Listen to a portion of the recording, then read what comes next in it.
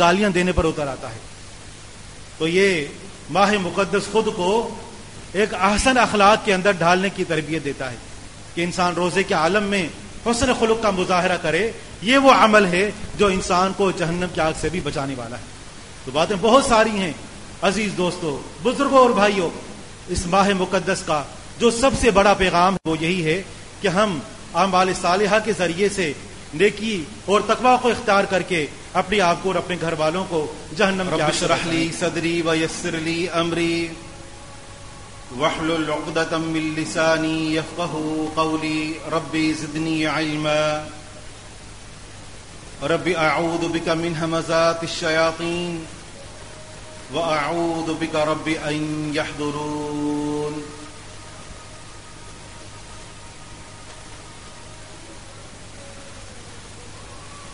اللہ رب العالمین کا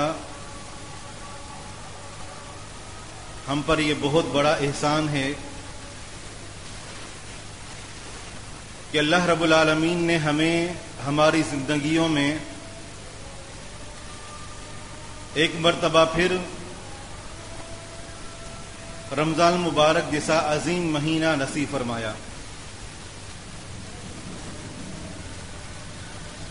یوں تو سال کے 12 مہینے اللہ تعالی کی عبادت کے لیے ہیں, لیکن اللہ رب العالمین نے رمضان المبارک کو جو دیگر مہینوں پر فوقیت ادا فرمائی ہے وہ کسی اور مہینے کو حاصل نہیں ہے. رمضان المبارک کی فضیلت کی بہت ساری وجوہات ہیں. مثلا یہ کہ رمضان المبارک کا مہینہ رحمتوں کا مہینہ ہے. اس ماہ مقدس میں اللہ رب العالمین کی رحمتیں اپنے عروج پر ہوتی ہیں. یہ مہینہ نزول قرآن کا مہینہ ہے, اور اس مہینے میں کی گئی عبادتوں کی فضیلت اور اس کا اجر و ثواب دیگر مہینوں کے اندر کی گئی عبادتوں سے بڑھ جاتا ہے. لیکن اس ماہ مقدس کی سب سے بڑی فضیلت اور اس ماہ مقدس کا جو سب سے بڑا پیغام ہے وہ یہ کہ اللہ رب العالمین نے بندوں کے لیے ایسا ماحول بنایا کہ بندے اپنے آپ کو, اپنی گردنوں کو جہنم کی آگ سے آزاد کر لیں. یہ اس ماہ مقدس کا بنیادی مقصد ہے. اللہ رب العالمین نے انسان کو مکمل ماحول فراہم کیا, سرکش شیطانوں کو جکڑ دیا. اللہ رب العالمین نے جنت کے دروازوں کو کھول دیا, جہنم کے دروازوں کو بند کر دیا کہ کسی طرح میرے بندے جہنم کی آگ سے بچ جائیں. کیونکہ انسان کی جو یہ کھال ہے یہ جہنم کی آگ کو برداشت نہیں کر سکتی.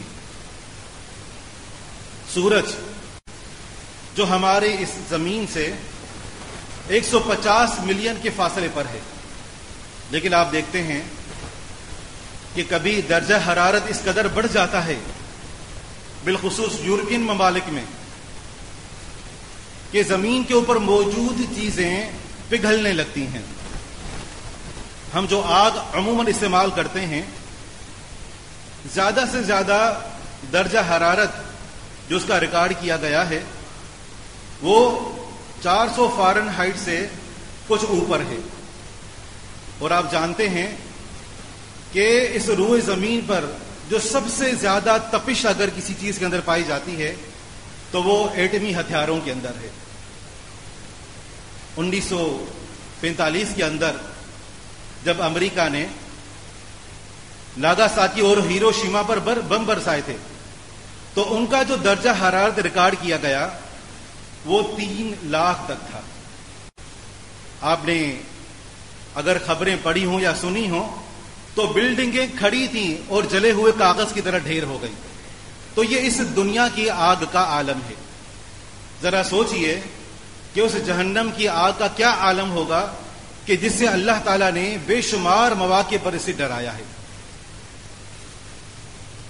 جامع ترمذی اور ابن ماجہ کی روایت ہے، سیدنا ابو ہریرہ رضی اللہ عنہ فرماتے ہیں کہ اللہ کے رسول صلی اللہ علیہ وسلم نے ارشاد فرمایا، اذا كان اول ليلة من شهر رمضان فتحت ابواب السماء وصفدت الشياطين ومردت الجن وغلقت ابواب النار فلم يفتح منها باب وفتحت ابواب الجنة فلم يغلق منها باب۔ فرمایا کہ جب رمضان کی ابھی پہلی رات ہوتی ہے، ابھی لوگ چاند دیکھ رہے ہوتے ہیں، تو اللہ رب العالمین کی طرف سے اعلان ہوتا ہے کہ دنیا کے اندر موجود جتنے بھی سرکش شیطان ہیں، جن ہیں، ان کو جکڑ دیا جائے، ان کو باندھ کر قید کیا جاتا ہے تاکہ یہ لوگوں کو بڑی بڑی گمراہیوں میں مبتلا کرنے سے یہ باز رہیں۔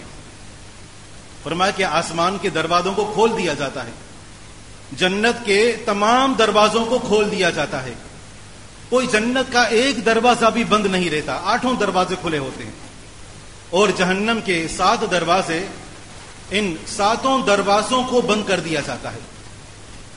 فرمایا کہ وَيُنَادِي مُنَادٍ مِّنَ السَّمَاءِ، آسمان سے پکارنے والا پکارتا ہے۔ کب پکارتا ہے؟ ہر رات یہ اعلان کرتا ہے، اعلان کر کے کہتا ہے کہ یا باغی الخیر اقبل وَيَا بَاغِيَ الشَّرِّ أَقْصِرْ، کہ اے خیر کے متلاشی، اعمال صالحہ میں بڑھنے والے آگے بڑھ، کہ یہ نیکیوں کا موسم بہار آ چکا ہے، اور اے برائی کے متلاشی، گناہوں کو تلاش کرنے والے، اب تو اپنے گناہوں سے باز آ جا۔ فرمایا وَلِلَّهِ عُتَقَاءُ مِنَ النَّارِ وَذَلِكَ كُلَّ لَيْلَةٍ، ہر رات بے شمار لوگوں کو اللہ رب العالمین جہنم کی آگ سے آزاد کر دیتا ہے۔ اس آزادی کا کیا مقصد ہے؟ یعنی اللہ تعالیٰ کے ہاں یہ فیصلہ کر دیا جاتا ہے کہ آج فیصلہ کر دیا گیا کہ یہ بندہ جہنم کی آگ سے آزاد ہے، اب پوری زندگی یہ جو بھی اعمال کرتا رہے، یہ ہمارے ہاں جہنم کی آگ سے آزاد ہے، اور یہ ہر رات بے شمار لوگوں کو جہنم کی آگ سے آزادی کے پروانے تھمائے جاتے ہیں۔ تو یہ بہت بڑی کامیابی ہے جو بالخصوص رمضان کے مہینے کے اندر میسر آتی ہے۔ اللہ تعالیٰ نے فرمایا فَمَنْ زُحْزِحَ عَنِ النَّارِ وَأُدْخِلَ الْجَنَّةَ فَقَدْ فَازَ، فرمایا کہ جس کو جہنم کی آگ سے دور کر دیا گیا اور اس کو جنت میں داخل کیا گیا تو ایسا شخص کامیاب ہے۔ ہمارے ہاں کامیابی کے معیار اور پیمانے بھلے الگ کیوں نہ ہوں، لیکن اللہ کے ہاں سب سے بڑی کامیابی یہ ہے کہ کسی بندے کو جہنم کی آگ سے دور کر کے اس کو جنت میں داخل کیا جائے۔ ساتھ ساتھ فرمایا وَمَا الْحَيَاةُ الدُّنْيَا إِلَّا مَتَاعُ الْغُرُورِ، یہ بات یاد رکھو کہ دنیا کی زندگی سوائے دھوکے کے سامان کے اور کچھ نہیں ہے، اس کو سب کچھ مت سمجھنا۔ اللہ تعالیٰ نے اس آگ سے ڈراتے ہوئے ارشاد فرمایا کہ یا ایھا الذین آمنوا قوا انفسکم واہلیکم نارا، کہ اے اہل ایمان، تم اپنے آپ کو اور اپنے گھر والوں کو جہنم کی آگ سے بچاؤ۔ صرف اپنی فکر نہیں کرنی بلکہ اپنے اہل خانہ، اپنے زیر کفالت، اپنے بیوی بچے، ان کو بھی اپنے آپ کو اور ان کو جہنم کی آگ سے بچاؤ۔ اس جہنم کی ہولناکی کا عالم یہ ہے کہ وقودها الناس والحجارہ، اس کو جلانے کے لیے لوگوں اور پتھروں کا استعمال ہوگا۔ علیہا ملائکۃ غلاد شداد لا یعصون اللہ ما امرہم ویفعلون ما یؤمرون، اس پر انتہائی سخت اور مضبوط قسم کے فرشتے مقرر کیے گئے ہیں۔ وہ اللہ تعالیٰ کے کسی بھی امر کی نافرمانی نہیں کرتے بلکہ انہیں جو بھی حکم دیا جاتا ہے وہ اس کو بجا لے آتے ہیں۔ تو اللہ رب العالمین نے جہنم کی آگ کی ہولناکی کو بیان کرتے ہوئے اس جہنم کی آگ سے بچنے کا حکم دیا جو بالخصوص ماہ مقدس کے اندر ہم سب کے لیے اس سے بچنا انتہائی آسان کر دیا گیا ہے۔ مسند احمد کی روایت ہے، سیدنا انس رضی اللہ عنہ فرماتے ہیں کہ اللہ کے رسول صلی اللہ علیہ وسلم جب معراج کی رات پر گئے، جنت کے نظارے دیکھے، جہنم کے نظارے دیکھے، فرشتوں سے ملاقاتیں کی، مختلف قسم کی سزاؤں کے مناظر دیکھے، آپ علیہ الصلوۃ والسلام نے ایک بات نوٹ کی کہ اس پورے سفر میں جبرائیل علیہ السلام ساتھ تھے، محسوس کیا کہ میکائیل علیہ السلام وہ ہنسنا تو دور کی بات ہے، مسکرا کر بات تک نہیں کر رہے۔ آپ علیہ الصلوۃ والسلام نے جبریل علیہ السلام سے کہا کہ یا جبریل مالی لا ارى میکائیل ضاحکا قط، کہ جبریل آخر کیا وجہ ہے کہ میں نے اس پورے سفر میں میکائیل علیہ السلام کو ایک مرتبہ بھی ہنستے ہوئے نہیں دیکھا۔ جبریل علیہ السلام نے کہا کہ ان میکائیل لم يضحك منذ ان خلق اللہ النار، فرمایا کہ محمد صلی اللہ علیہ وسلم بات یہ ہے کہ جب سے اللہ تعالیٰ نے جہنم کو پیدا کیا ہے میکائیل علیہ السلام سے ہنسی غائب ہو گئی ہے، کہ کہیں ایسا نہ ہو کہ اللہ تبارک و تعالیٰ ان کی کسی بات پر ناراض ہو کر اور ان کو جہنم کی آگ میں جھونک دے۔ یہ فرشتوں کے خوف کا عالم ہے۔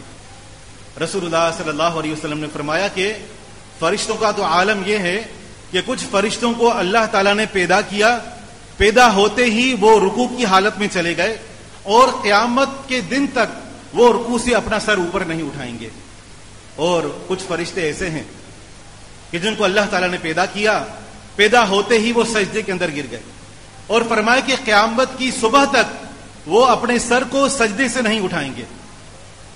جب قیامت کا دن ہوگا اللہ تعالیٰ کی طرف سے ان کو اجازت ملے گی، پیدائش کے بعد پہلی مرتبہ جب اپنا سر اٹھائیں گے اور نظر ان کی اللہ تعالیٰ کے چہرے پر پڑے گی، قیامت کے دن کی ہولناکیوں کو اور جہنم کی بھڑکتی ہوئی آگ کو دیکھ کر وہ کہیں گے کہ سبحانک ما عبدناک حق عبادتک، کہ یا اللہ تو پاک ہے، جیسی تیری عبادت کرنی چاہیے تھی اس عبادت کا ہم نے حق ادا نہیں کیا۔ حالانکہ انہوں نے پیدائش سے لے کر اس وقت قیامت تک اپنی پوری زندگی اللہ تعالیٰ کی عبادت میں بسر کر دی کہ وہ قیامت کے دل کی ہولناکیوں کو دیکھ کر اپنی عبادت کو حقیر سمجھیں گے۔ ذرا اندازہ لگائیں کہ ہمارے پاس کون سا ذخیرہ ہے کہ جس کے بعد ہم مکمل طور پر مطمئن اور بے فکر ہو کر گھومتے پھرتے ہیں۔ اللہ رب العالمین کا فرمان ہے کہ سمعوا لها تقیدا وزفیرا، ابھی میدان محشر کے اندر لوگ جمع ہوں گے کہ جہنم کی آگ ان کو وہاں سے دیکھے گی اور وہاں سے چیخنا اور چنگھاڑنا شروع کر دے گی۔ حافظ ابن کثیر رحمہ اللہ نے عبید بن عمیر عظیم تابعی ہیں، اس آیت کریمہ کی تفسیر میں ان کا قول نقل کیا ہے۔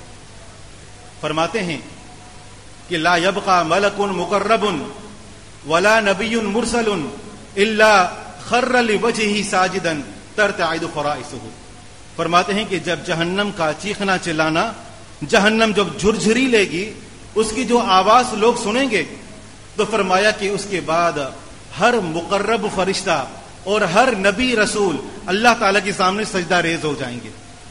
فرمایا کہ حتی ان ابراہیم علیہ السلام لا یجثو علی رکبتہ یقول رب لا اسألک اليوم الا نفسی، یہاں تک کہ اللہ تعالیٰ کے خلیل سیدنا ابراہیم علیہ السلام اللہ تعالیٰ کے سامنے گھٹنوں کے بل گر پڑیں گے، اللہ تعالیٰ سے یہ دعا کریں گے کہ میرے پروردگار آج میں تجھ سے ایک ہی سوال کرتا ہوں کہ کسی طرح آج تو مجھے بچا لے۔ تو یہ فرشتوں اور انبیاء کی اس دن کی ہیبت کا یہ عالم ہوگا۔ صحیح مسلم کی حدیث ہے، سیدنا ابو سعید خدری رضی اللہ عنہ حدیث کے راوی ہیں، فرماتے ہیں کہ اللہ کے رسول صلی اللہ علیہ وسلم نے فرمایا کہ جب قیامت کا دن ہوگا اللہ تعالیٰ پکارے گا، فرمائے گا کہ یا آدم فیقول لبیک وسعدی، اللہ تعالیٰ فرمائے گا کہ آدم علیہ السلام عرض کریں گے کہ یا اللہ میں حاضر ہوں۔ اللہ تعالیٰ فرمائے گا کہ اخرج بعث نار من ذریتک، کہ تمہاری اولاد میں سے جس گروہ نے جہنم کے اندر جانا ہے اس جہنمی گروہ کو تم علیحدہ کر دو۔ تمہاری اولاد تمہارے سامنے میدان محشر کے اندر تا حد نگاہ پھیلی ہوئی ہے، ان میں سے جس گروہ نے جہنم کے اندر جانا ہے ان کو علیحدہ کر دو۔ آدم علیہ السلام کہیں گے وما بعث النار یا ربی، میرے پروردگار جہنم میں جانے والا گروہ کتنا ہے، میری اولاد میں سے کتنے افراد جنت میں جائیں گے، کتنے افراد جہنم میں جائیں گے۔ آپ علیہ الصلوۃ والسلام نے فرمایا کہ اللہ تعالیٰ فرمائے گا من کل 1999 آدم تمہاری اولاد میں سے ہر 1000 میں سے 999 افراد جہنم میں جائیں گے اور صرف ایک فرد 1000 میں سے جنت کے اندر جائے گا. آپ علیہ الصلوۃ والسلام نے فرمایا کہ فداک حین یشیب الصغیر. اللہ تعالیٰ کی طرف سے یہ فیصلہ اس قدر ہولناک ہوگا کہ معصوم دودھ پیتے بچے اس فیصلے کی ہولناکی کو سن کر بوڑھے ہو جائیں گے. حالانکہ ان کو کوئی سمجھ نہیں ہے، وہ مکلف نہیں ہے، لیکن اس دن کے اس فیصلے سے بچے بوڑھے ہو جائیں گے. وَتَدَعُ كُلُّ ذَاتِ حَمْلٍ حَمْلَهَا. فرمایا کہ جو عورتیں حمل کی حالت میں فوت ہو چکی، قیامت کے دن جب وہ اٹھیں گی تو وہ اپنے حمل کی حالت میں ہوں گی، لیکن جب اللہ کی طرف سے یہ فیصلہ آئے گا تو ان کا حمل شدت غم کی وجہ سے ساقط ہو جائے گا. فرمایا وَتَرَى النَّاسَ سُكَارَىٰ وَمَا هُمْ بِسُكَارَىٰ وَلَكِنَّ عَذَابَ اللَّهِ شَدِيدٌ. فرمایا کہ اس وقت تم دیکھو گے کہ لوگوں پر ایک مدہوشی کا عالم طاری ہوگا، لوگوں کو دیکھ کر ایسا لگے گا کہ شاید یہ نشے میں ہیں. فرمایا کہ وہ نشے میں نہیں ہوں گے، یہ اللہ تعالیٰ کا عذاب ہوگا جو اس قدر سخت ہوگا. یہ صحیح مسلم کی روایت ہے. ذرا سوچیں کہ اس ماہ مقدس کے آنے کے بعد ہم اس حوالے سے کتنی کوشش کر رہے ہیں، کتنی محنت کر رہے ہیں اور کتنی دعائیں کر کے اپنی گردنوں کو جہنم کی آزادی سے آزاد کروانے کا ہم نے پروگرام بنایا ہے. جامع ترمذی کی روایت ہے، صحابی رسول سیدنا ابو ذر رضی اللہ عنہ فرماتے ہیں کہ رسول اللہ صلی اللہ علیہ وسلم کا اس جہنم سے ڈر اور خوف کا یہ عالم تھا کہ فرمایا کرتے تھے کہ انی ارا ما لا ترون واسمع ما لا تسمعون. لوگوں میں ایسی چیزیں دیکھتا ہوں جو تمہیں نظر نہیں آتی، میں ایسی چیزیں سن رہا ہوں، ایسی آوازیں مجھے آ رہی ہیں جو تمہیں سنائی نہیں دیتی. اطبت السماء وحق لها ان تؤطر. فرمایا کہ آسمان سے چرچرانے کی آوازیں آ رہی ہیں اور یہ آسمان کا حق ہے کہ اس سے یہ آوازیں آئیں. آسمان سے بوجھ کی وجہ سے چرچراہٹ کی آواز آ رہی ہے. فرمایا کہ ما فیہا موضع 4 اصابع الا وملک واضع جبہتہ ساجدا للہ. 7 آسمانوں میں ایک بالش کے برابر بھی جگہ خالی نہیں ہے مگر وہاں کوئی نہ کوئی فرشتہ موجود ہے، اللہ تعالیٰ کے سامنے سجدہ ریز ہے، اللہ تعالیٰ کی عبادت کے اندر مصروف ہے. آگے فرمایا واللہ لو تعلمون ما اعلم لضحکتم قلیلا ولبکیتم کثیرا وما تلذذتم بالنساء علی الفرش ولخرجتم الى السعودات تجارون الى اللہ. فرمایا کہ اللہ کی قسم اگر وہ باتیں جان لو جو میں جانتا ہوں تو تمہاری ہنسیاں غائب ہو جائیں گی، تم بہت کم ہنسو گے اور بہت زیادہ رو گے. اگر تمہیں وہ باتیں معلوم ہو جائیں جو میں جانتا ہوں تو تم اپنی بیویوں سے بستروں پر لذت لینا چھوڑ دو گے. فرمایا کہ تم جنگلوں اور بیابانوں اور چٹکل میدانوں کی طرف نکل جاؤ گے، گڑ گڑا کر اپنی زندگی بسر کر کے اللہ تعالیٰ سے معافیاں طلب کرو گے اگر تمہیں وہ باتیں معلوم ہو جائیں جو مجھے معلوم ہے. یہ آپ علیہ الصلوۃ والسلام کے خوف کا عالم تھا. یہی نصوص ہیں کہ جو صحابہ کرام کے سامنے تھیں، ان کا ایمان بالغیب تھا جو ان کو جھنجھوڑ کر رکھا کرتا تھا. ابن ابی دنیا رحمہ اللہ نے صحابی رسول سیدنا حذیفہ بن یمان رضی اللہ عنہ کی ایک روایت نقل کی ہے. فرماتے ہیں کہ کان شاب علی عہد النبی صلی اللہ علیہ وسلم یبکی عند ذکر النار حتی حبسہ ذلک فی البیت.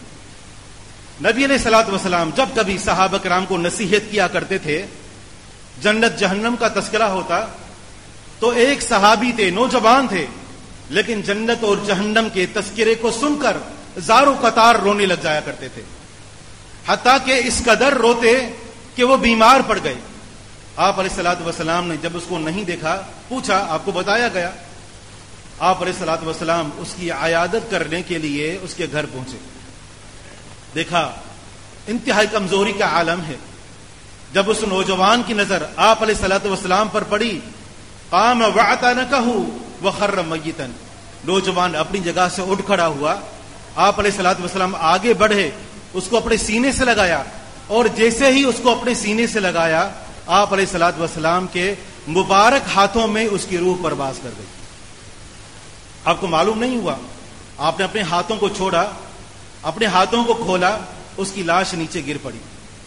آپ علیہ الصلوۃ والسلام نے صحابہ کرام کو مخاطب کر کے فرمایا کہ جہزوا صاحبکم, جاؤ جا کر اپنے ساتھی کے لیے قبر اور کفن کا بندوبست کرو. فإن الفرق بین النار فلد کبدہ, رسالت کی زبان سے گواہی دی کہ جہنم کی آگ کے خوف نے اس صحابی کے دل کو پھاڑ دیا ہے. پھر آگے فرمایا لقد اعاذہ اللہ منہا, اس کے اس خوف کی وجہ سے اللہ تعالیٰ نے اس کو جہنم کی آگ سے آزاد کر دیا. پھر فرمایا کہ فمن رجا شیئا طلبہ ومن ہرب شیئا ہرب منہ, اگر کوئی انسان کسی چیز کو حاصل کرنا چاہے, اس کا سچا طلبگار ہو تو حاصل کر کے رہتا ہے, اور اگر کسی چیز سے بچنا چاہے تو بچ کر رہتا ہے. یہ اپنی طلب کے اندر سچا تھا, جنت کا متلاشی تھا, جہنم سے بچنا چاہتا تھا, جو چاہتا تھا اللہ تعالیٰ نے اس کو وہ چیز عطا کر دی. امیر المؤمنین سیدنا عمر بن خطاب رضی اللہ عنہ کے بارے میں آتا ہے کہ کان فی وجہہ خطان اسودان من البکا, اس قدر زار و قطار روتے, اور رونے کا یہ عالم تھا کہ کثرت سے رونے کی وجہ سے ان کی آنکھوں پر, ان کی آنکھوں کے نیچے دو سیاہ گڑھے پڑ چکے تھے, اور ان کی آنکھوں کا نچلا حصہ ایسے تھا جیسے پرانا اور بوسیدہ تسمہ ہوا کرتا ہے. ان کی خواہش پر قرآن نازل ہوتا, جبکہ اللہ تعالیٰ کے خوف کا یہ عالم تھا کہ جہنم سے اس قدر ڈرا کرتے تھے کہ فرمایا کرتے تھے لو نادى مناد من السماء ایھا الناس انکم کلکم داخلون الجنة الا رجلا واحدا لرجوت ان اكون انا هو ولو نادى مناد من السماء ایھا الناس انکم کلکم داخلون الجنة الا رجلا واحدا لخشیت ان اكون انا هو. اگر ایسا ہو, فرمایا کرتے تھے اگر ایسا ہو آسمان سے کوئی پکارنے والا پکارے, آدم علیہ السلام کی تمام اولاد جہنم میں جائے گی سوائے ایک شخص کے, تو فرماتے ہیں مجھے امید ہے کہ شاید ایک شخص وہ میں ہوں گا, مجھے اپنے رب سے اتنی امید ہے. اور اگر ایسا ہو کہ اعلان ہو کہ آدم علیہ السلام کی پوری اولاد جنت میں جائے گی, صرف ایک شخص جہنم میں جائے گا, تو فرماتے ہیں کہ مجھے ڈر ہے کہ کہیں وہ ایک شخص میں نہ ہوں. آدھی دنیا کے فاتح مسجد نبی میں فجر کی نماز ادا کر رہے ہیں, ابو لولو مجوسی نے آگے بڑھ کر حملہ کر دیا, پیٹ شق ہو گیا. عبد الرحمن بن عوف رضی اللہ عنہ آگے بڑھے, نماز مکمل کروائی, ان کو اٹھا کر گھر لے آیا گیا. صحابہ کرام عیادت کے لیے آ رہے ہیں, خوشخبریاں دے رہے ہیں, مطمئن کر رہے ہیں. عمر بن خطاب رضی اللہ عنہ نے کہا کہ طبیب کو بلاؤ. حکیم آیا, اس نے آ کر پہلے ستو پلایا, ستو وہ باہر آ چکا تھا. اس نے دودھ پلایا, جب دودھ پلایا تو دیکھا کہ خون اس کے اندر موجود ہے اور وہ انتڑیوں سے باہر نکل رہا ہے. حکیم نے بھی ہاتھ کھڑے کر دیے کہ امیر المؤمنین وصیت کیجئے, آپ کے آخری لمحات شروع ہو چکے ہیں, آپ اللہ تعالی کے پاس جانے والے ہیں. انہوں نے کیا کیا, ان کا سر اپنے بیٹے عبداللہ بن عمر رضی اللہ عنہ کی ران پر رکھا ہوا تھا. کہنے لگے کہ بیٹے میرے سر کو اپنی ران سے نیچے اتار دو. کہنے لگے کہ ابا جان کیا فرق پڑتا ہے کہ آپ کا سر میری ران پر ہو یا مٹی پر ہو. کہنے لگے کہ تمہارے لیے ہلاکت ہو, میرا سر زمین پر رکھو تاکہ میرا سر مٹی پر پڑ کر خاک آلود ہو, اور اللہ تعالیٰ مجھے اس خاک آلود ہونے کی حالت میں دیکھے, اللہ تعالیٰ کو میری حال پر رحم آ جائے اور اللہ تعالیٰ مجھے معاف کر دے. پھر کہنے لگے کہ ویلی وویل لأمی ان لم یرحمنی ربی. عمر کے لیے ہلاکت ہو, عمر کی ماں کے لیے ہلاکت ہو کہ اگر عمر کے رب نے عمر پر رحم نہیں کیا. ذرا سوچیں کہ ہمارے دلوں کے اوپر کس قدر گناہوں کی آلودگی کی وجہ سے زنگ لگ چکا ہے کہ ہم نصوص کو سنتے ہیں, یہی قرآن ہم سنتے ہیں, جبکہ ہمارے ایمان اس قدر کمزور اور ضعیف ہو چکے ہیں, بلکہ مردہ ہو چکے ہیں کہ یہ نصوص ہمیں ہمارے ایمان کو جھنجھوڑ تک نہیں سکتے. اس قدر بے فکری اور بے خوفی کا عالم ہے. عمر بن خطاب رضی اللہ عنہ مدینہ منورہ کی کچی گلیوں میں راتوں کو اٹھ اٹھ کر اپنے رعایا کا خیال کیا کرتے، خبرگیری کیا کرتے تھے کہ کہیں کوئی انسان تکلیف میں مبتلا نہ ہو۔ ایک مرتبہ رات کو گشت لگا رہے ہیں، کسی بندے کو تہجد کی نماز پڑھتے ہوئے سنا، وہ قرآن کریم کی سورہ طور کی یہ آیت تلاوت کر رہا تھا کہ ان عذاب ربک لواقع ما له من دافع، کہ تیرے رب کا عذاب واقع ہو کر رہنے والا ہے، تیرے رب کا عذاب آنے والا ہے، تیرے رب کے عذاب کو کوئی چیز ٹال نہیں سکتی۔ بے اختیار ان کی زبان پر یہ کلمات آ گئے کہ قسم ورب الکعبۃ حق، رب کعبہ کی قسم، رب کا فرمان برحق ہے۔ ان کی ٹانگوں نے ان کا بوجھ اٹھانے سے انکار کر دیا، زمین پر بیٹھ گئے، پھر دیوار کے ساتھ ٹیک لگا کر کھڑے ہوئے اور آہستہ آہستہ ٹیک لگاتے ہوئے گھر کے اندر آئے، بیمار پڑ گئے۔ صحابہ کرام عیادت کے لیے آتے، کسی کو معلوم نہ ہوتا کہ عمر رضی اللہ عنہ کو کیا بیماری ہے، یہ ان کے ڈر اور خوف کا عالم تھا۔ اللہ کے بندو، اس موقع کو غنیمت سمجھیں، اس کا ایک ایک لمحہ انتہائی قیمتی ہے۔ معلوم نہیں کس موقع پر کہا ہوا کون سا جملہ، کون سی دعا یا کون سا عمل اللہ تعالیٰ کے ہاں قابل قبول ہو اور اللہ تعالیٰ ہمیں جہنم کی آگ سے آزاد کر دے۔ انتہائی قیمتی ترین لمحات ہیں۔ اللہ تعالیٰ نے جو فرمایا کہ ایام معدودات، چند گنے ہوئے دن ہیں، ان الفاظ کے اندر بذات خود یہ اشارہ موجود ہے کہ یہ وقت انتہائی تیزی کے ساتھ گزرنے والا ہے۔ سنن ابی داؤد کی روایت ہے، ام المؤمنین عائشہ صدیقہ رضی اللہ عنہا فرماتی ہیں کہ ایک دن انہوں نے جہنم کی آگ کو یاد کیا اور رونے لگ گئے۔ آپ علیہ الصلوۃ والسلام ان کے اوپر داخل ہوئے، فرمایا کہ یا عائشہ ما یبکیک، عائشہ آپ کیوں رو رہی ہیں؟ کہنے لگی کہ تذکرت النار فبکیت، اے اللہ کے رسول صلی اللہ علیہ وسلم، مجھے جہنم کی آگ یاد آ گئی، اس وجہ سے مجھے رونا آ گیا۔ پھر کہنے لگی هل تذکرون اہلیکم یوم القیامہ، کیا قیامت کے دن آپ اپنے گھر والوں کو یاد رکھ پائیں گے؟ مقصد یہ تھا کہ آپ علیہ الصلوۃ والسلام سے جب کبھی پوچھا جاتا کہ آپ سب سے بڑھ کر کس سے محبت کرتے ہیں، آپ کا کیا جواب ہوتا؟ عائشہ سے۔ کہنے کا مقصد یہ تھا کہ آپ دنیا میں تو ہم سے خوب محبت کیا کرتے ہیں، محبت کے دعوے کیا کرتے ہیں، قیامت کے دن ہمیں یا مجھے یاد رکھ پائیں گے کہ نہیں؟ آپ علیہ الصلوۃ والسلام نے فرمایا کہ یا عائشہ اما فی ثلاثۃ مواطن فلا یذکر احد احدا، عائشہ بات یہ ہے کہ قیامت کے دن 3 مرحلے ایسے آئیں گے کہ ان تینوں مراحل میں کوئی ذی روح، کوئی آدم کی اولاد، کوئی شخص کسی کو یاد نہیں رکھے گا، ہر ایک کو صرف اپنی فکر کھائی جا رہی ہوگی۔ فرمایا کہ عند المیزان حتی یعلم ایخف میزانہ ام یثقل، جب لوگوں کے اعمال تولے جا رہے ہوں گے، وزن اعمال کا مرحلہ پیش آئے گا، اب انسان کی جو آنکھ ہے وہ ترازو کی سوئی پر ہوگی، اس کی سانسیں رک رک کر اس کو آ رہی ہوں گی، اور ایسے میں اس کی نظر ترازو کے دونوں پلڑوں پر ہوگی کہ نیکیوں کا پلڑا بھاری ہوتا ہے یا گناہوں کا پلڑا بھاری ہوتا ہے۔ اس وقت جو انسان کی کیفیت ہوگی، فرمایا کہ عائشہ اس موقع پر کوئی کسی کو یاد نہیں رکھے گا۔ اور فرمایا کہ وعند الکتاب، جب لوگوں کے اندر اعمال نامے تقسیم ہوں گے، جب لوگوں کے اعمال نامے اڑ رہے ہوں گے، تمام لوگ اپنے اپنے ہاتھوں کو ہوا کے اندر بلند کیے ہوئے ہوں گے، لوگ سوچ رہے ہوں گے کہ اعمال نامہ دائیں ہاتھ میں ملے گا یا بائیں ہاتھ میں ملے گا، ابدی کامیابی یا ابدی ناکامی، اس کے وہ منتظر ہوں گے۔ فرمایا کہ عائشہ یہ وہ موقعہ ہوگا کہ کوئی کسی کو یاد نہیں رکھے گا۔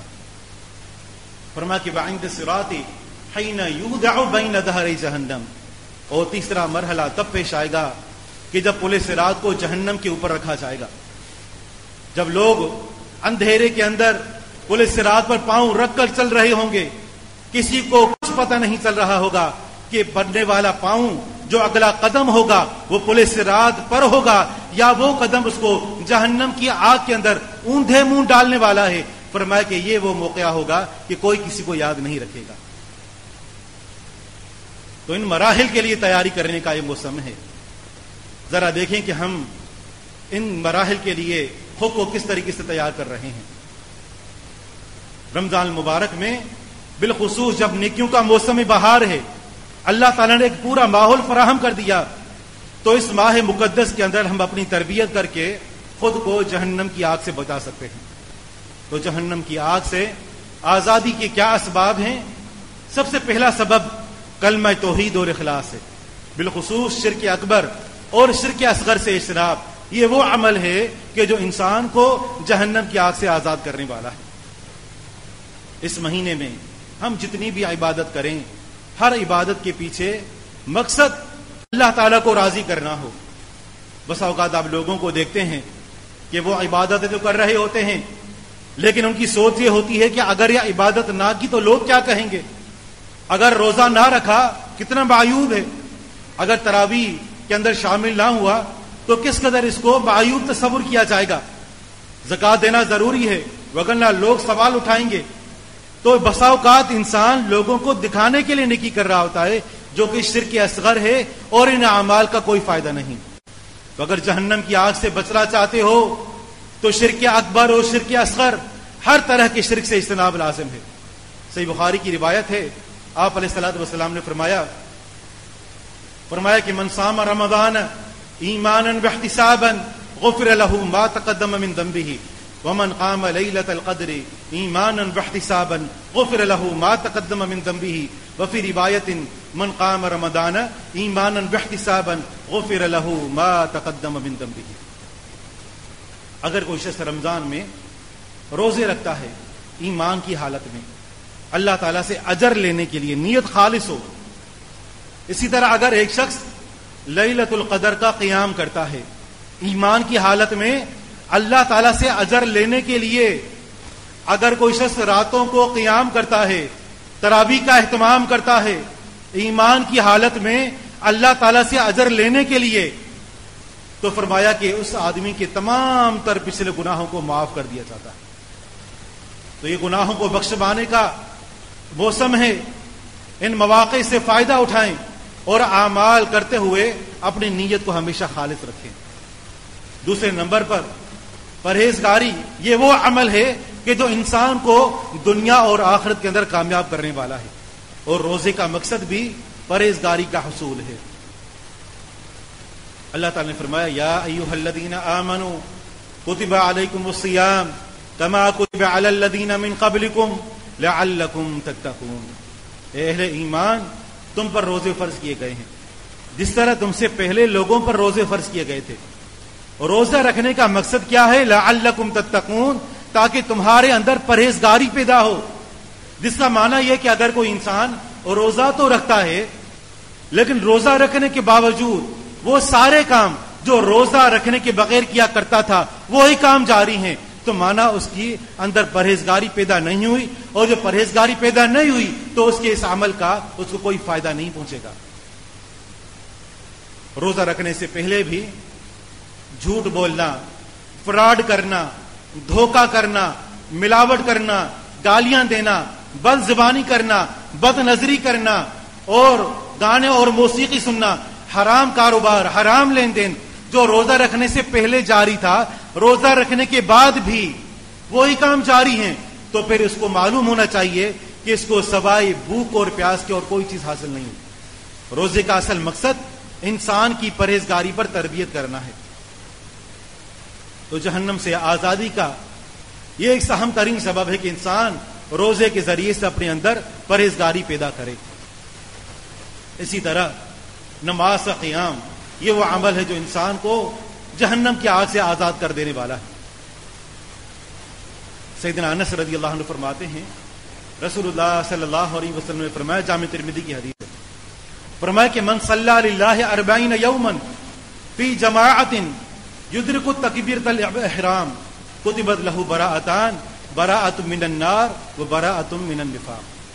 اگر کوئی شخص 40 دن تک مسلسل تکبیر اولا کے ساتھ با جماعت نماز ادا کرتا ہے، نماز ادا ہو، نماز کا آغاز ہو، وہ مسجد کے اندر موجود ہو اور 40 دن تک وہ اس کا اہتمام کرتا رہے، فرمایا کہ اس کو 2 خوشخبریاں دی جاتی ہیں، 2 نجات اس کے لیے لکھ دی جاتی ہیں. پہلے نمبر پر یہ کہ اللہ تعالیٰ کے ہاں لکھ دیا جاتا ہے کہ یہ بندہ جہنم کی آگ سے آزاد ہے، اور دوسرے نمبر پر منافقت سے اس کے لیے برات لکھ دی جاتی ہے۔ تو یہ مہینہ جہاں ہم عبادات کا، نمازوں کا اہتمام کرتے ہیں، اگر تھوڑی سی مزید توجہ دیں تو ہم امام کے ساتھ تکبیرۃ الاحرام کے اندر شامل ہو کر اور اس عظیم خوشخبری کے مستحق ٹھہر سکتے ہیں۔ اسی طرح روزہ بذات خود یہ وہ عمل ہے جو انسان کو جہنم کی آگ سے آزاد کرنے والا ہے۔ روزہ بذات خود، اور یہ نفلی روزے کا ثواب جو حدیث کے اندر ذکر کیا گیا ہے کہ آپ علیہ الصلوۃ والسلام نے فرمایا من صام یوما فی سبیل اللہ ابتغاء وجہ اللہ باعد اللہ بینہ وبین النار 70 خریفا۔ نفل روزے کا ثواب یہ ہے کہ اگر کوئی شخص ایک دن اللہ تعالیٰ کے لیے روزہ رکھتا ہے، اللہ تعالیٰ کو راضی کرنے کے لیے، فرمایا کہ اس آدمی کو جہنم کی آگ سے 70 سال کی مسافت کے بقدر دور کر دیا جاتا ہے۔ 70 خندقیں اس کے اور جہنم کے درمیان پیدا کر دی جاتی ہیں، اور یہ نفل روزے کا ثواب جہاں تک تعلق ہے اس فرض روزے کے ثواب کا، تو اس فرض روزے کا ثواب اللہ کے علاوہ اور کسی کے علم میں نہیں ہے۔ تو یہ وہ عمل ہے جو انسان کو جہنم کی آگ سے آزاد کر دینے والا ہے۔ اسی طرح صدقہ اور خیرات، آپ علیہ الصلوۃ والسلام ویسے ہی اللہ تعالیٰ کی راہ میں خوب خرچ کیا کرتے تھے، لیکن صحابہ کرام فرماتے ہیں کہ جب رمضان مبارک کا مہینہ آتا، وَكَانَ أَجْوَدُ فِي رَمَضَانَ مِنَ الرِّيحِ الْمُرْسَلَةِ، جس طرح ایک تیز و تند آندھی آتی ہے، ہوا اور ایک طوفان ہو جو کسی چیز کو چھوڑتا نہیں ہے بلکہ تمام چیزوں کو اڑا کر لے جاتا ہے، آپ علیہ الصلوۃ والسلام کا رمضان میں سخاوت کا یہ عالم ہوتا تھا۔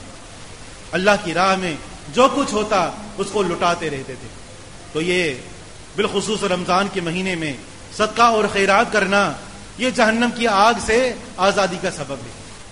یہ صدقہ کرنا یہ رب کے غضب کو بجھا دینے والا عمل ہے، بالخصوص اگر چھپ کر صدقہ کیا جائے۔ اور یہ دور جس سے ہم گزر رہے ہیں یہ اللہ تبارک و تعالی کہ غضبناکی کا یوں دور ہے کہ ہم نے ایسا کوئی صغیرہ کبیرہ گناہ نہیں کہ جس کو ہم نے چھوڑ کر رکھا ہو۔ اللہ تعالیٰ کے غضب کا ایک مظہر آپ کے سامنے بارش کی صورت میں ہے۔ بارشیں ہوئیں، تباہی وہ آئی کہ لوگ ابھی تک بے گھر ہیں، لوگ ابھی تک روڈوں اور سڑکوں پر خیموں کی صورت میں رہ رہے ہیں۔ اس کے بعد اناج ہوا اور خوب ہوا، زمین نے اپنے خزانے اگل دیے، لیکن پھر سے اللہ تعالیٰ کی طرف سے سزا کا یہ عالم ہے کہ بارشیں ہو رہی ہیں اور بہترین فصل جو تیار ہو چکی ہے وہ لوگوں کی فصل تباہ ہو رہی ہے۔ یہ اللہ کا غضب نہیں تو اور کیا ہے؟ آپ علیہ الصلوۃ والسلام نے فرمایا کہ صدقۃ السر تطفئ غضب الرب، کہ چھپا کر صدقہ کرنا یہ رب کے غضب کو بجھا دیتا ہے۔ تو یہ وہ عمل ہے کہ جس کے ذریعے سے جہنم کی آگ سے آزادی ممکن ہے۔ آپ علیہ الصلوۃ والسلام نے تو یہاں تک فرمایا کہ اتقوا النار ولو بشق تمرۃ، فرمایا کہ لوگوں اپنے آپ کو جہنم کی آگ سے بچاؤ، اگر تمہیں اللہ کی راہ میں خرچ کرنے کے لیے کھجور کا پورا دانہ نہیں ملتا بلکہ کھجور کے دانے کا ایک ٹکڑا ملتا ہے تو وہ بھی اللہ کی راہ میں خرچ کرو اور اپنے آپ کو جہنم کی آگ سے آزاد کر دو۔ کس قدر آسان ہے جہنم سے بچنے کا پروگرام جو شریعت نے بتا دیا کہ کھجور کے دانے کا ایک ٹکڑا خرچ کر کے بھی اپنے آپ کو جہنم کی آگ سے بچاؤ۔ تو یہ صدقہ انسان کو جہنم کی آگ سے بچانے والا ہے، حتیٰ کہ اگر انسان کے پاس کسی اور پر خرچ کرنے کی استطاعت نہیں ہے، بڑی قابل توجہ بات ہے۔ اگر آپ کے پاس حالات اس قدر تنگ ہیں کہ آپ خود کے اوپر بھی اپنے گھر والوں کو ترجیح دیتے ہیں، اپنے بیوی بچوں اور زیر کفالت افراد پر صحیح معنوں میں خرچ کرتے ہیں، تو یہ خوشخبری اس کے لیے بھی ہے۔ صحیح مسلم کی روایت ہے، عائشہ صدیقہ رضی اللہ عنہا فرماتی ہیں کہ میرے پاس ایک مسکین عورت آئی، اس نے اپنے ساتھ 2 چھوٹی معصوم بچیوں کو اٹھایا ہوا تھا۔ اس نے آ کر مجھ سے کچھ کھانے کے لیے مانگا، میں نے پورا گھر چھان مارا، مجھے کھجور کے صرف 3 دانے ملے۔ پیغمبر علیہ الصلوۃ والسلام کا گھر، لیکن غربت کا عالم یہ ہے کہ پورے گھر کے اندر کھجور کے صرف 3 دانے میسر آئے۔ عائشہ صدیقہ رضی اللہ عنہا فرماتی ہیں کہ میں نے وہ تینوں کھجور کے دانے اٹھا کر اس مسکین عورت کو دے دیا. اس نے کھجور کا ایک دانہ اپنی ایک بیٹی کو دیا اور دوسرا دانہ اپنی دوسری بیٹی کو دیا. بچیاں بھوکی تھیں, جلدی سے کھجور کا دانہ وہ کھا گئیں. ماں کے پاس جو کھجور کا دانہ تھا, جب اس نے اس کو اپنے منہ کے قریب کیا تو بچیوں نے ہاتھ بڑھا کر کھجور کا وہ دانہ بھی ماں سے لینا چاہا. اس ماں نے کیا کیا کہ اپنے منہ سے اس کھجور کے دانے کو پیچھے کیا, اس کے 2 ٹکڑے کیے اور ایک ٹکڑا اپنی ایک بیٹی کو کھلایا, دوسرا ٹکڑا دوسری بیٹی کو کھلایا, اور خود جس طرح بھوکی آئی تھی اپنی چھوٹی معصوم بچیوں کو اسی طرح اٹھا کر اور واپس چلی گئی.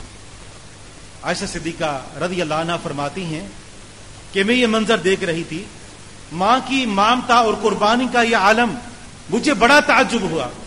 آپ علیہ الصلوۃ والسلام جب گھر تشریف لے آئے تو میں نے یہ پورا عالم آپ علیہ الصلوۃ والسلام کے سامنے ذکر کیا کہ آج یہ واقعہ پیش آیا ہے. آپ علیہ الصلوۃ والسلام نے جب یہ سنا تو فرمایا کہ لقد اعاذها اللہ بها من النار او ادخل بها الجنہ. اس عورت کے اس چھوٹے سے عمل کی وجہ سے کہ اس نے خود پر اپنی بچیوں کو ترجیح دی ہے. بالخصوص اس میں ان لوگوں کے لیے بھی تنبیہ ہے جو بیٹوں کو ترجیح دیتے ہیں بیٹیوں کے اوپر. آپ علیہ الصلوۃ والسلام نے فرمایا کہ اس عورت کے اس عمل کی وجہ سے کہ اس نے اپنے اوپر اپنی اولاد کو ترجیح دی, اللہ تعالیٰ نے اس کو جنت میں داخل کر دیا اور اس کو جہنم کی آگ سے آزاد کر دیا. اگر انسان کے پاس صرف اتنا ہو کہ وہ صرف اپنی اہل و عیال پر ہی صحیح معنوں میں خرچ کرے, اگر نیت خالص ہے تو اللہ تعالیٰ اس پر بھی بندے کو جہنم کی آگ سے آزاد کر دیتا ہے. تو یہ ماہ مقدس بالخصوص اپنے آپ کو اللہ تعالیٰ کے عذاب سے بچانے کا مہینہ ہے. اور آخری بات یہ کہ حسن خلق, اچھا اخلاق, یہ وہ عمل ہے جو انسان کو جہنم کی آگ سے بچانے والا ہے. رسول اللہ صلی اللہ علیہ وسلم کا فرمان ہے, ان اللہ حرم علی النار, اللہ تعالیٰ نے جہنم کی آگ پر ہر اس شخص کو حرام کر دیا ہے, من کان حینا لینا سہلا, کہ جو معاملے کرنے میں آسان ہے, نرم مزاج ہے, گفتگو کرنے میں با اخلاق ہے, جس کے اندر یہ صفات پائی جاتی ہیں, اللہ تعالیٰ اس کو جہنم کی آگ پر حرام کر دیتا ہے. بالخصوص اس ماہ مقدس میں کہ جب انسان روزے کے عالم میں ہوتا ہے, اس وقت انسان کو غصہ بہت جلدی آ جاتا ہے, انسان بد اخلاقی اور بد زبانی پر بہت جلدی اتر آتا ہے. بالخصوص گھر کے اندر اگر کسی سے کوئی غلطی ہو جائے تو انسان کا غصہ آسمان کو چھونے لگتا ہے اور انسان مرنے مارنے گالیاں دینے پر اتر آتا ہے. تو یہ ماہ مقدس خود کو ایک احسن اخلاق کے اندر ڈھالنے کی تربیت دیتا ہے کہ انسان روزے کے عالم میں حسن خلق کا مظاہرہ کرے. یہ وہ عمل ہے جو انسان کو جہنم کی آگ سے بھی بچانے والا ہے. تو باتیں بہت ساری ہیں عزیز دوستو, بزرگوں اور بھائیوں. اس ماہ مقدس کا جو سب سے بڑا پیغام ہے وہ یہی ہے کہ ہم اعمال صالحہ کے ذریعے سے نیکی اور تقوی کو اختیار کر کے اپنے آپ کو اور اپنے گھر والوں کو جہنم کی آگ